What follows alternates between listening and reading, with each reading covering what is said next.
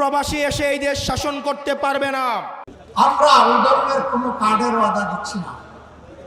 2000 টাকা দিয়ে একটা পরিবারের কোনো কিছু সমাধান হবে? ফ্যামিলি কার্ড দেওয়া হবে, কৃষক কার্ড দেওয়া হবে। 2000 টাকার কার্ড নিতে 1000 টাকা ঘুষ দেওয়া লাগবে না তো?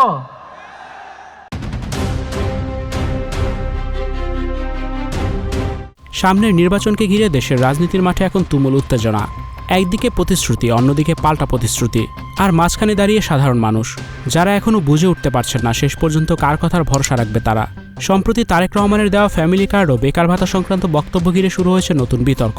এ বিষয়টাকে সামনে এবার সরাসরি কঠোর সমালোচনায় নেমেছেন জামাতের আমির। তার বক্তব্য, ফ্যামিলি কার্ড দিয়ে দেশের মানুষের প্রকৃত কোনো উপকার হবে না, বেকার ভাতা দিয়ে বেকারত্ব দূর করা সম্ভব নয়।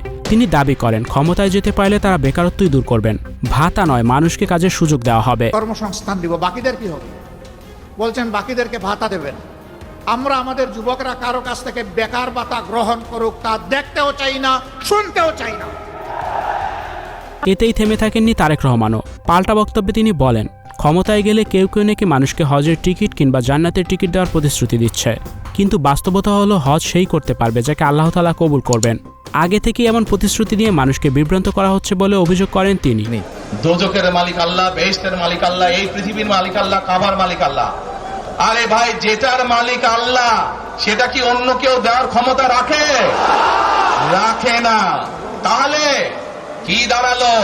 নির্বাচনের আগেই একটি দল এই দিব ওই দিব বলছে, টিকিট দিব বলছে না। এই পাল্টাপাল্টি বক্তব্যে রাজনীতির ময়দান এখন যেন পুরোপুরি উত্তপ্ত। প্রতিটি দলই নিজেদের অবস্থান শক্ত করতে ব্যস্ত, আর একে অপরের প্রতিশ্রুতিকে প্রশ্নবিদ্ধ করতে মরিয়া। 1000 টাকার কার্ড নিতে 1000 টাকা ঘুষ দেওয়া লাগবে না তো? কিন্তু প্রশ্নটা থেকেই যায়, এসব প্রতিশ্রুতির বাস্তব রূপ কি আদৌ দেখা যাবে, নাকি এগুলো শুধুই নির্বাচনের আগের প্রচারণা? শেষ পর্যন্ত কার কথায় দেশের মানুষ আস্থা রাখবে সে সিদ্ধান্ত নেবে আসন্ন নির্বাচনে। কার প্রতিশ্রুতি বাস্তবসম্মত আর কার বক্তব্য শুধু বক্তৃতার মধ্যেই সীমাবদ্ধ তার উত্তর দেবে জনগণ।